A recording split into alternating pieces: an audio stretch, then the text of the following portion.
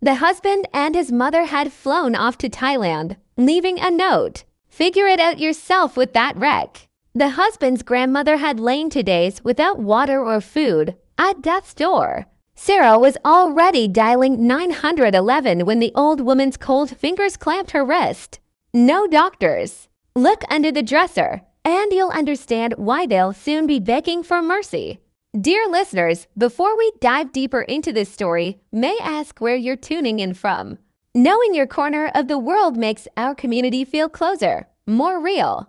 Thank you, and enjoy the listening. The headlights picked out the familiar fence in the darkness. Sarah Thompson cut the engine, sat for a few seconds behind the wheel, and stared at her own house, which for some reason now looked alien and unwelcoming. The porch was swallowed by shadow, though her mother-in-law, Angela, always insisted the outdoor lights stay on until midnight. Coastal thugs only waited for decent folks to go to bed. Tonight, not a single bulb glowed, neither in the windows nor above the door. Even the neighbor dogs, usually barking at every rustle, were silent, as if the whole street had died. The October wind off the Bering Sea slapped her face with salty dampness the moment she stepped out of the car. She pulled up her jacket collar, feeling how 4 hours of jolting over the broken mountain road echoed with dull pain in her lower back. "Eric," she called quietly, and locking the door with the spare key she always carried in case her husband forgot. "Angela." Silence answered with stale air that lacked the usual smell of fried halibut or the drone of the TV. Tuned to Asian dramas, the channel Eric switched to the instant she left for work, though he pretended to watch only news when she was home. Sarah flicked the hall switch and squinted against the harsh light that revealed scattered slippers and a dusty coat rack where only her old windbreaker hung forlornly. The air was thick, yellowish, the kind that settles in houses left unopened for days. That detail scratched at her consciousness like a first warning.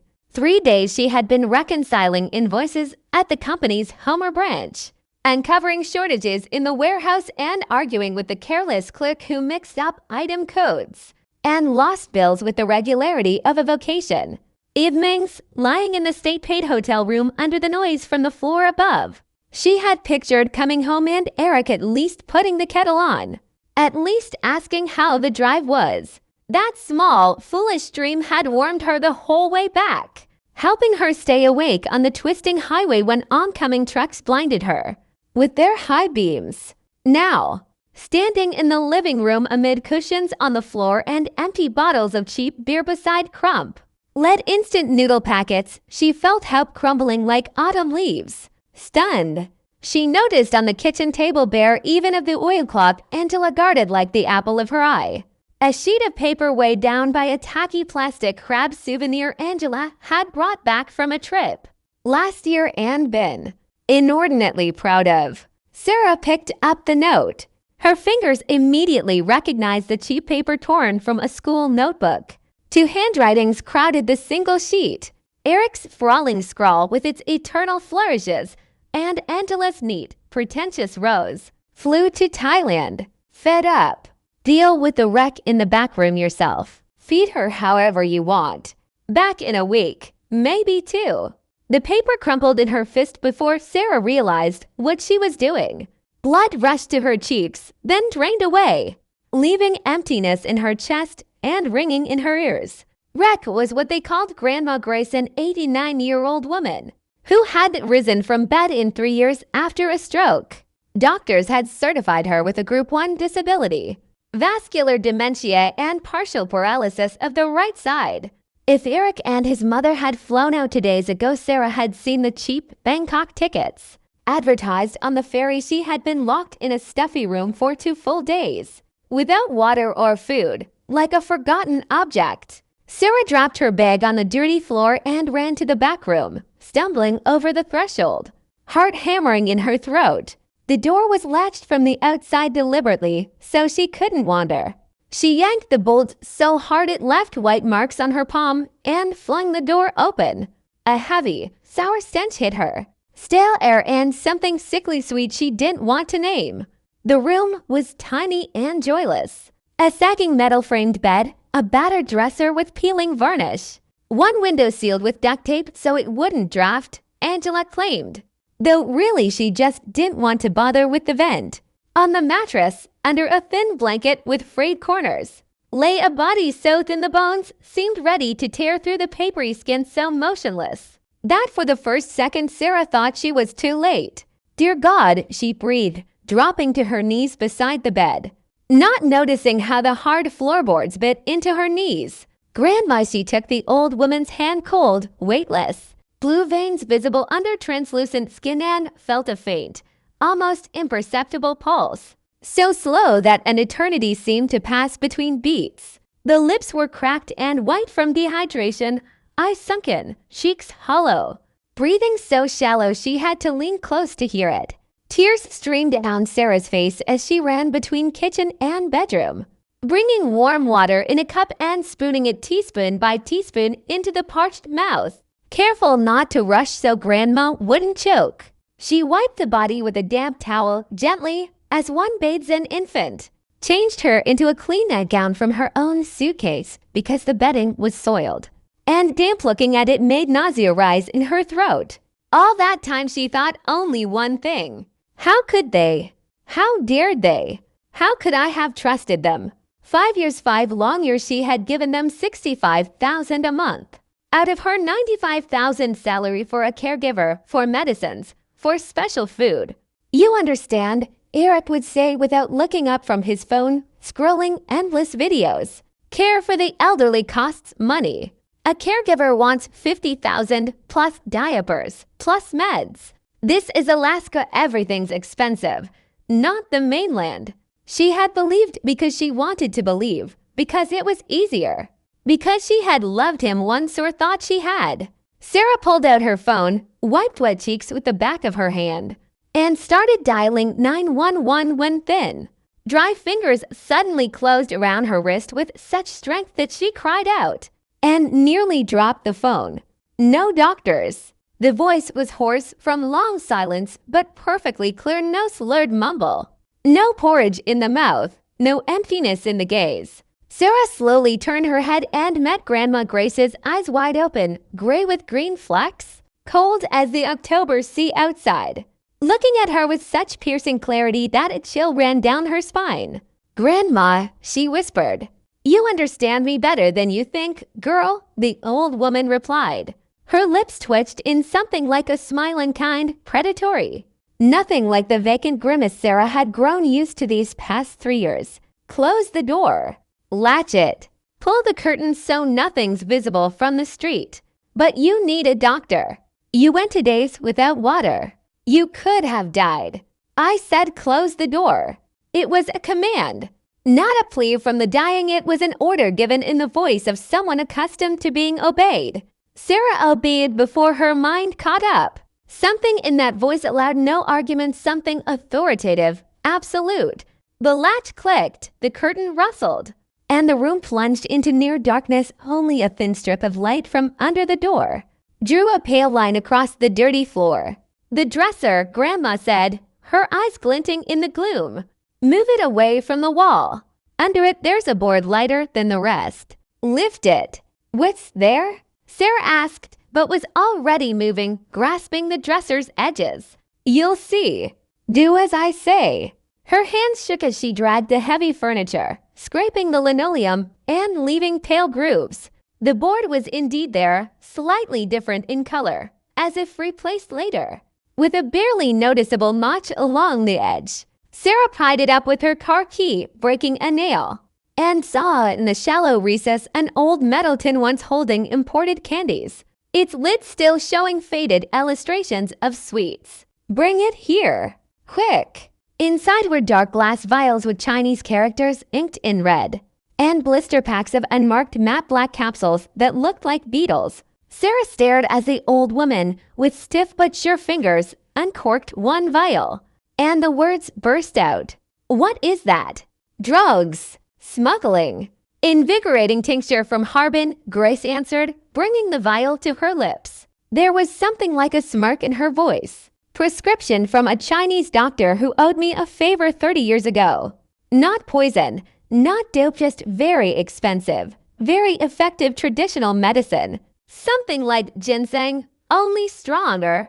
I saved it for the extreme case. This is that case. She drank the contents in one gulp, grimaced at the bitterness so deeply that furrows gathered on her forehead, and lay back on the pillow. Sarah stood beside her, not knowing whether to run for the phone, call for help, or simply wait and pray the old woman didn't die in her arms. 15 or 20 minutes passed, she lost track. Grandma's breathing grew deeper, more even.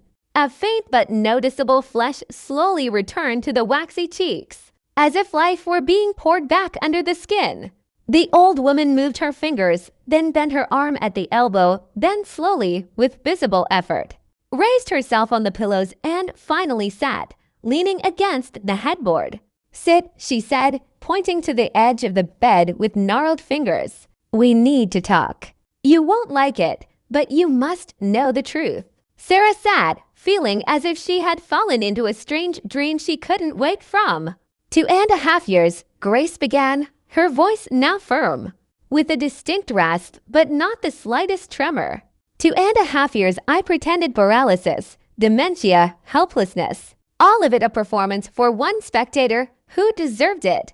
How is that possible? Yes, 3 years ago I had a minor stroke, true, I won't lie. But I recovered fully within 6 months, down to the last finger. This tincture is strong enough to bring me back after 2 days without water. A doctor from a private clinic, a good man. I once helped out of a bad situation, wrote the necessary certificates, and confirmed the diagnosis for the state. And I lay there and watched, listened to every word, remembered every look, every gesture. But why? Sarah whispered, her own voice sounding foreign.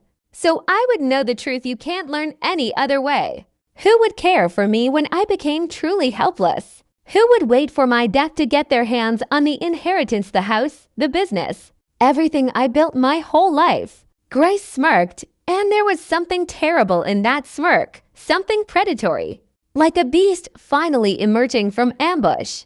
"Now I know. They won't be sorry, Eric and Angela.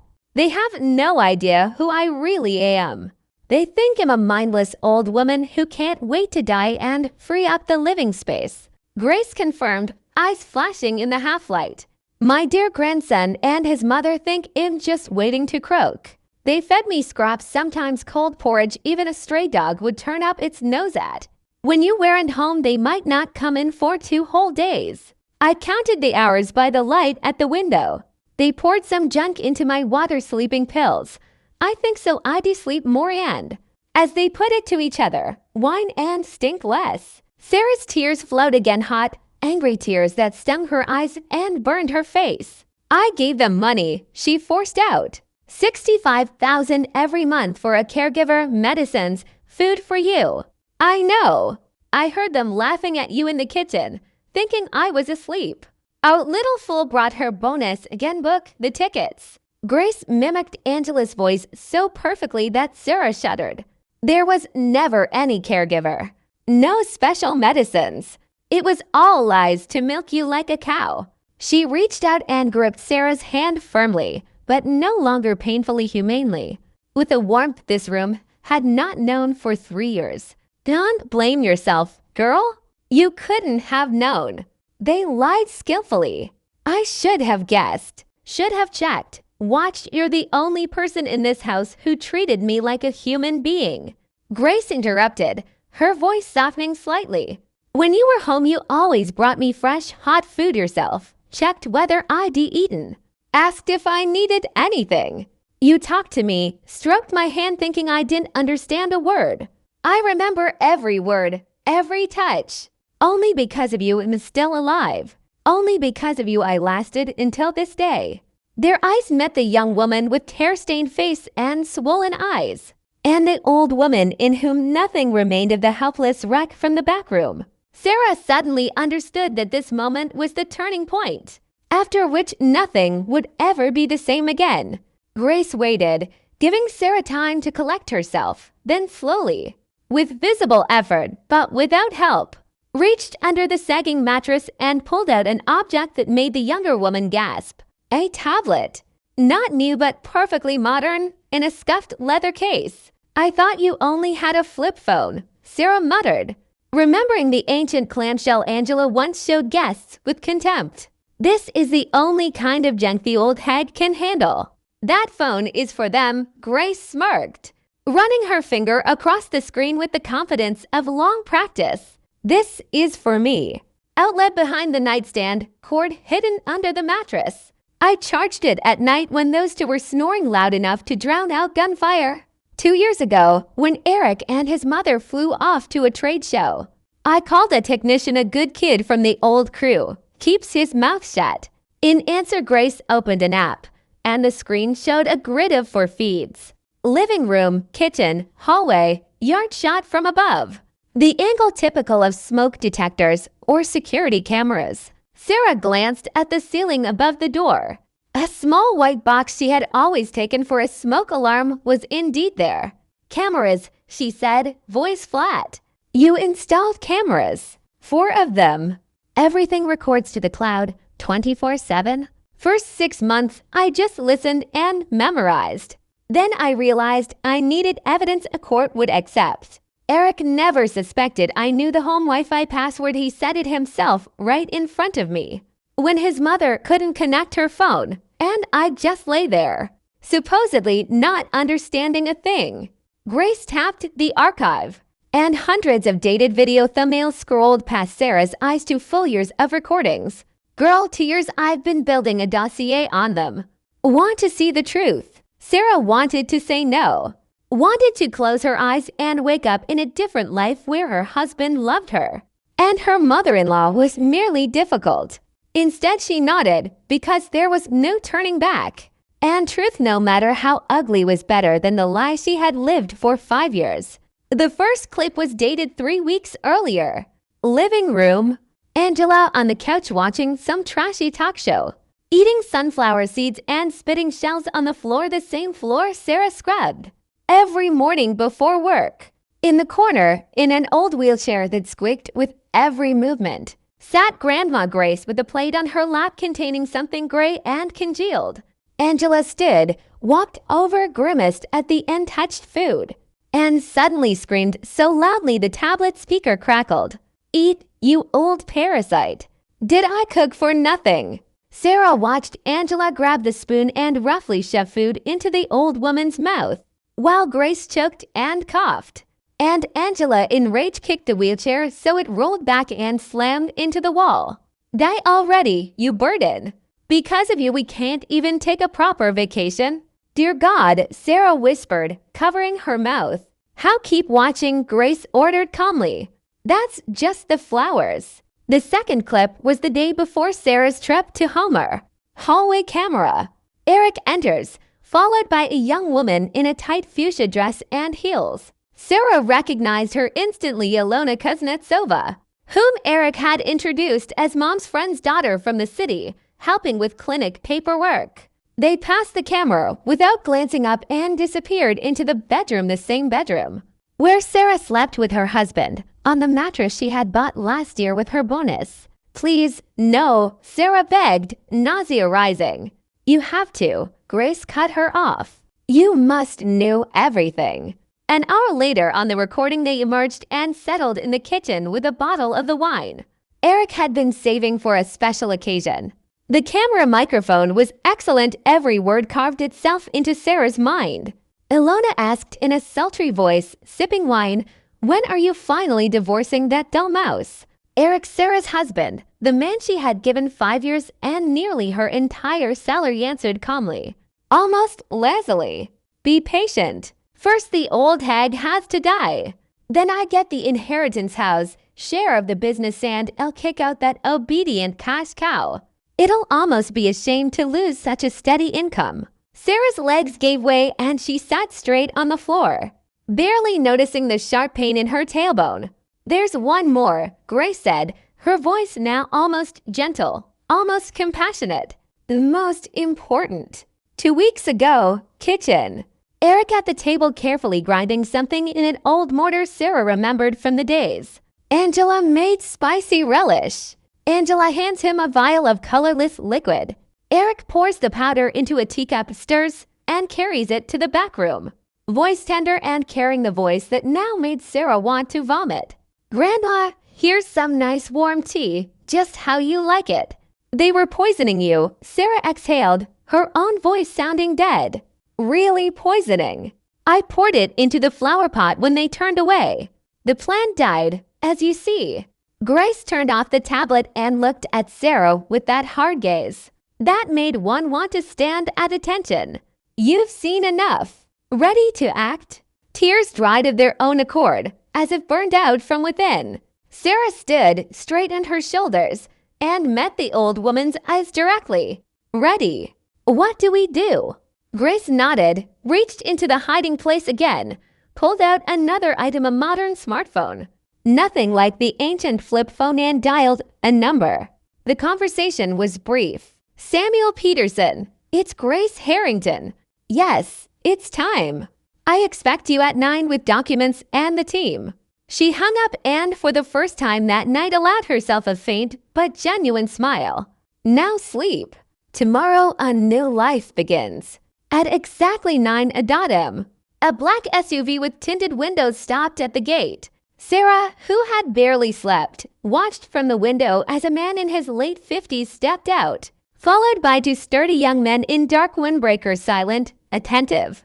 "Grace Harrington?" the man asked when Sarah opened the door, bowing politely. Sarah knew the grandmother only by her married name, Fogarty. The new surname struck her ear like a key turning in a lock she hadn't known existed. When the lawyer entered the back room where Grace now sat in a chair, hair combed in a clean robe, spine straight, gaze hard, he bowed again, this time with unmistakable respect. "Pleasure to see you in good health, Grace Lukinikna." "Sit, Samuel." "And you, Sarah. Time you learned what family you married into." The next hour Sarah listened as the world around her collapsed and reassembled into an entirely different shape. Bering Sea Harvest, the name she had heard dozens of times, because Eric worked there as procurement manager and loved boasting about his position in Alaska's biggest crab and fish company, 12 vessels, processing plants in Kodiak and Homer, crab quotas worth billions. She had always thought Eric got the job through distant relatives. It turned out the connection was the closest possible. The company was founded and still controlled by his own grandmother. "This house," Samuel Peterson said calmly, laying documents on the rickety nightstand, "is registered to a company owned by Grace Harrington. Neither Eric nor Angela Fogarty has any legal claim to it. The ownership certificate your husband likely showed you is a forgery. The company car he drives is company property. The power of attorney was revoked this morning. CORPORAT cards blocked." So right now in Thailand, Sarah began. They are without money, without a car, and soon without jobs, Grace finished with grim satisfaction. At that moment, Sarah learned later from recovered phone camera footage, her husband was lying on a lounger by the hotel pool in Thailand, sipping a cocktail and browsing Thai massage catalogs. Angela had already posted photos on social media with the hashtag #LivingThedream. And Ilona was splashing in the pool, making eyes at Eric over a margarita glass. They had no idea their cards were turning into useless plastic one by one. They had no idea the old woman they were poisoning was sitting upright giving orders. They had no idea what awaited them. Over the next 5 days, the house transformed so rapidly Sarah could barely keep up. By lunch on the first day, a van arrived and a Krupelite, silent, fast began carrying out Eric's and Angela's belongings. Stinking sneakers, greasy robes, knockoff designer bags from the market, everything vanished into cardboard boxes, as if it had never existed. The old couch Eric sprawled on while Sarah washed dishes went to the dump. Sarah watched it being loaded and felt a dark satisfaction she was slightly ashamed of. Then came painters, electricians, plumbers. Walls repainted in light colors, plumbing replaced, new furniture brought in, not flashy expensive, but solid real wood pieces smelling of varnish and cleanliness. Grace's room was completely redone. Bright bedroom with a large window, orthopedic bed, air conditioning, proper double-glazed windows instead of taped-up vents. No point sitting idle, Grace said on the second day as Sarah stood amid the renovation chaos, unsure where to put herself. She handed her a folder of company documents for the accountant auditor. It was familiar work. Sarah plunged into the numbers with the relief of someone finally finding solid ground. What she saw was staggering. Annual turnover 9 billion rubles equivalent in dollars, net profit nearly 800 million. Grace Harrington was not simply wealthy, she was one of the richest women in Alaska. On the sixth day, Grace called her into the new room, bright and smelling of fresh paint and sea breeze from the open window. Documents lay on the table. Samuel Peterson sat beside them with pen ready. First, the lawyer said, divorce petition. Second, preliminary agreement to transfer 35% ownership stake in the company. Full contract will sign at the notary next week once I prepare everything for tax registration. For now, we can execute the operational management power of attorney today. Sarah looked at Grace, incredulous. I'm just an accountant. I have no experience. You understand numbers better than most, Grace interrupted. People, you'll learn. The main thing is you have a conscience. That can't be bought for any money. Sarah took the pen. The word divorce, she had feared it for 5 years. Her own mother always whispered it like a curse. Now sounded different. It sounded like freedom. She signed the divorce petition, then the power of attorney, and felt something shift inside her, not just on paper, but in herself. She was no longer Eric's wife. She was Sarah Thompson, future co-owner of Bering Sea Harvest, a woman who knew her own worth.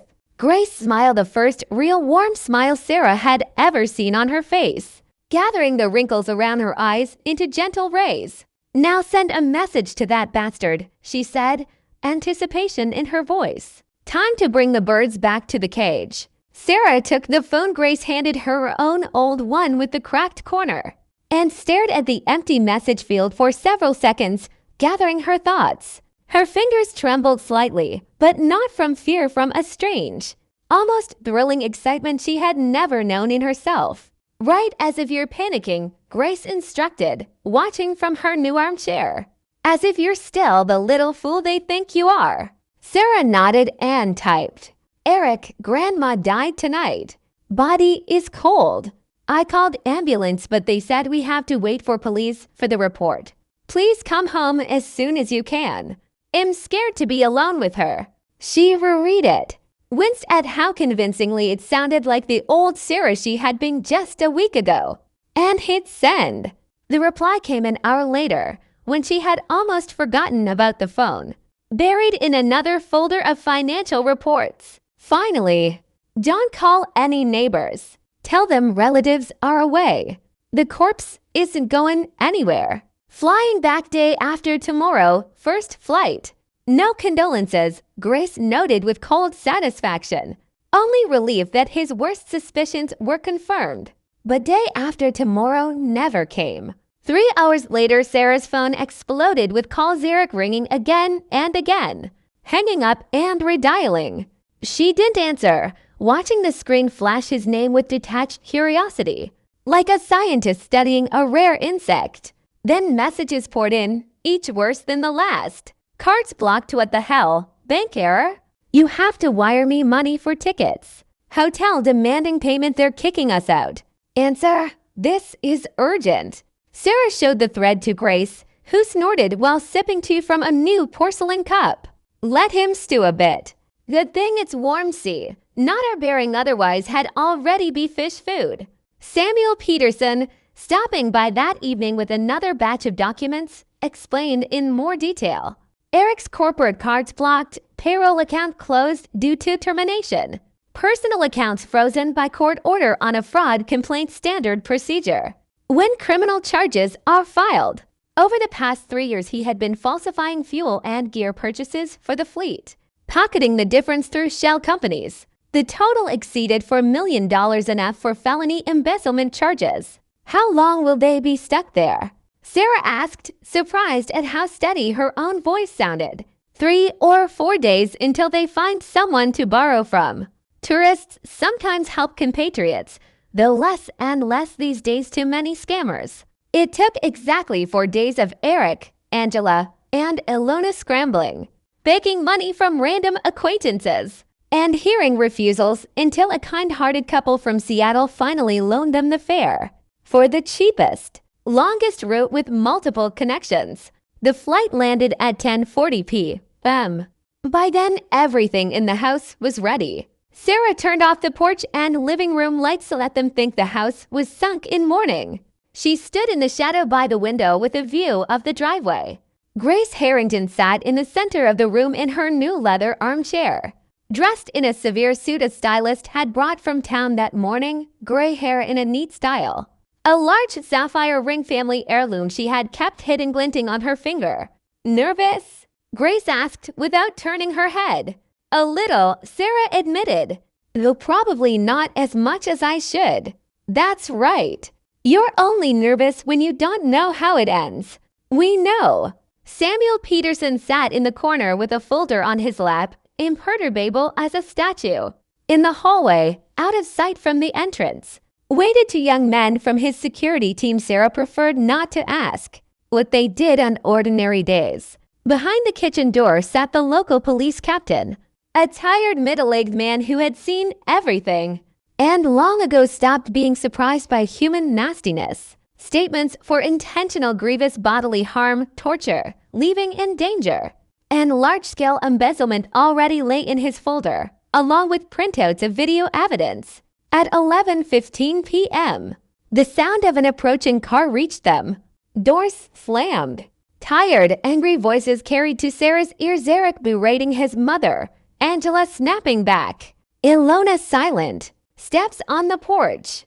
Rattle of key in the lock. They hadn't even noticed the lock was new. The old key still fit because it had been deliberately left compatible. The door opened, letting in October cold and the smell of cheap airplane alcohol. Eric stepped into the dark hallway, groping for the light switch. Sarah, what the hell? It's pitch black. Where is that idiot? The click of the switch. The new crystal chandelier, the very one Angela had once admired in a store. Sighing they could never afford it, bathed the living room in warm light. Sarah saw their faces stretch into masks of shock and horror. Angela reacted first. She dropped her bag, clutched her chest, and shrieked so shrilly Sarah's ears rang. Ghost? Lord, a ghost? And collapsed right in the doorway, blocking the door from closing. Ilona stumbled back, tripped on the threshold, nearly fell. Eric simply stood, mouth hanging open, eyes bulging, gaze darting from his grandmother to Sarah. From Sarah to the unfamiliar furniture, the empty walls where his posters had hung, the clean floor where his sneakers used to lie. Unable to utter a word, Grace slowly raised her teacup, porcelain clinking softly in the absolute silence, took a sip, set it back on the saucer, and spoke in a voice that seemed to drop the room temperature several degrees. If I had really died, Eric, I would have come back from the grave just to drag you with me. But as you see, I didn't have to. Eric finally found his voice and immediately went on the attack, the only tactic he knew. He shouted that this was his house, that Sarah had lost her mind, that he would call the police, that his grandmother was clearly not in her right mind to stage this circus, and took a threatening step toward his soon-to-be ex-wife. But instead of the usual lowered eyes and hunched shoulders, Sarah stepped forward to meet him. Her voice rang calm and cold, stopping him mid-word. Do not raise your voice in a house that is not, and never was, yours. From behind the couch stepped Samuel Peterson. Eric recoiled. He had never seen the lawyer before. The man introduced himself in an even, almost bored tone. Managing partner of the law firm, legal counsel to Bering C. Harvest. Personal attorney of Grace Harrington, founder and majority shareholder. Bering C. Harvest, your own grandmother? Grace confirmed with an icy smirk. The same wreck you poisoned with sleeping pills and starved. The same old hag whose death you awaited to get your hands on the inheritance. Surprise, grandson. Samuel continued in the same monotone, as if reading a verdict. Eric Fogarty was hired 5 years ago solely on personal instructions from Grace Harrington. Not for qualifications, which he lacks, but so the grandson could support his family. Over those years he embezzled over $4 million to $100,000. through fictitious purchases. Terminated this morning for theft. Criminal complaint filed. Eric went white.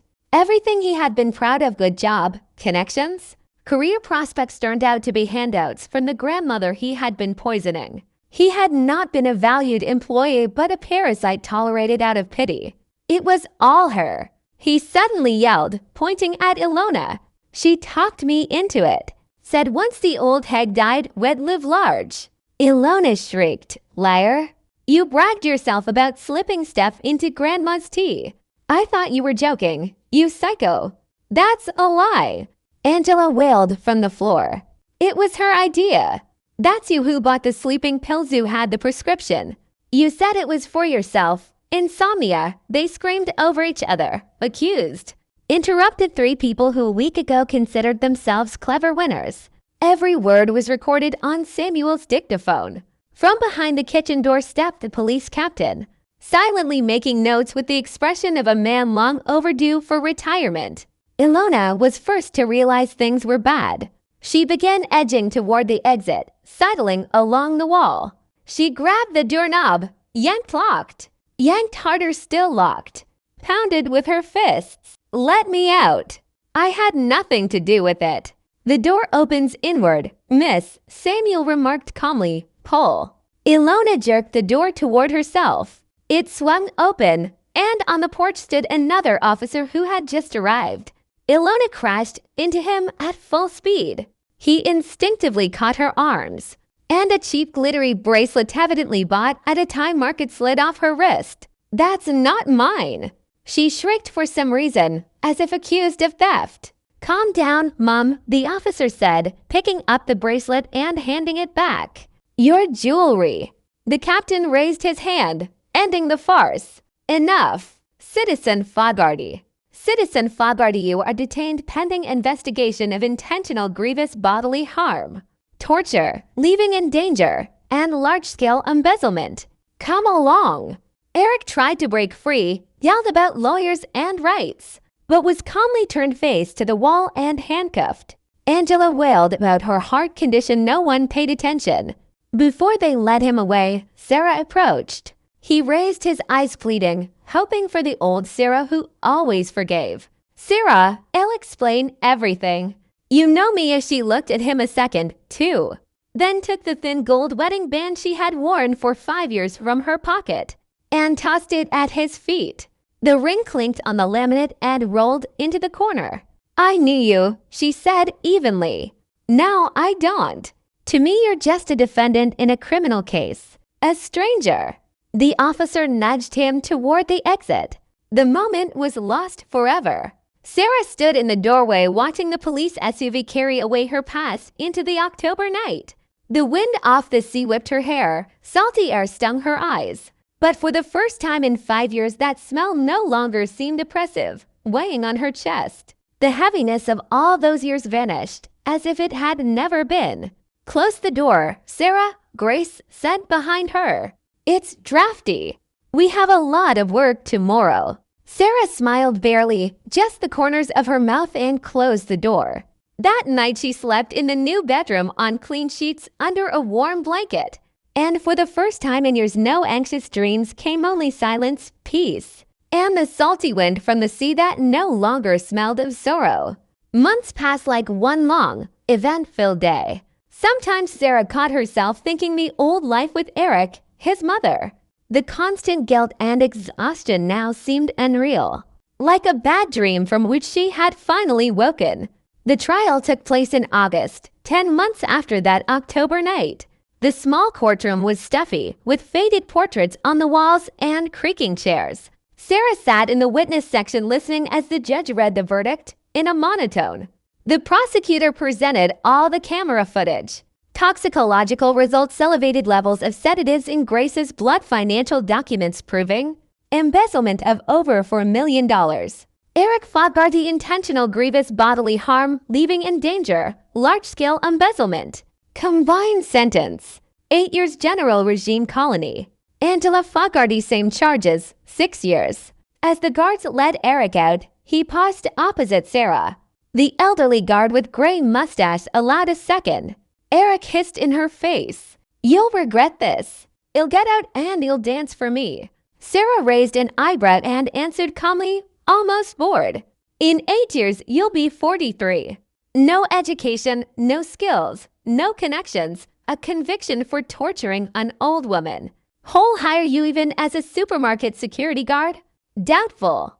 And by then, it'll be chair of the board of Bering Sea Harvest with a 10-figure turnover. Tell me exactly how you plan to make me dance. Eric opened his mouth, closed it, opened it again and couldn't produce a word.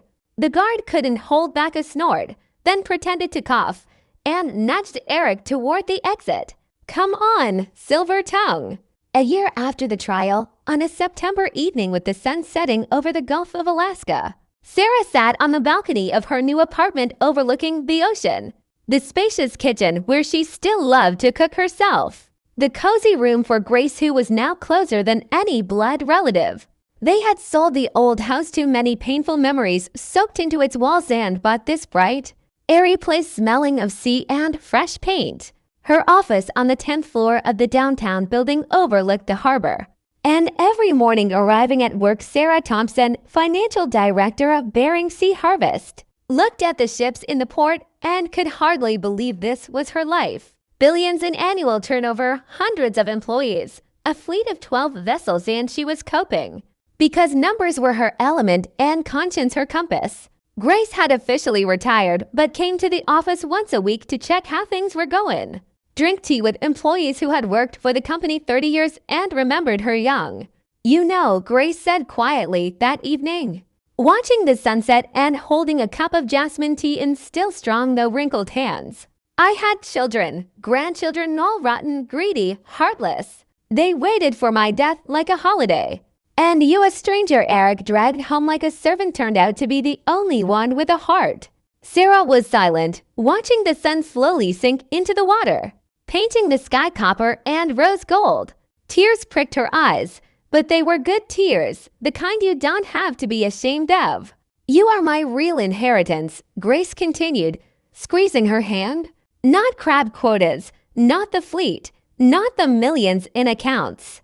You, a person who will remember that wealth is not only money, but also conscience. Thank you, Grandma, Sarah answered softly, returning the squeeze. For everything, for the trust, for the lesson, for giving me a chance to become myself.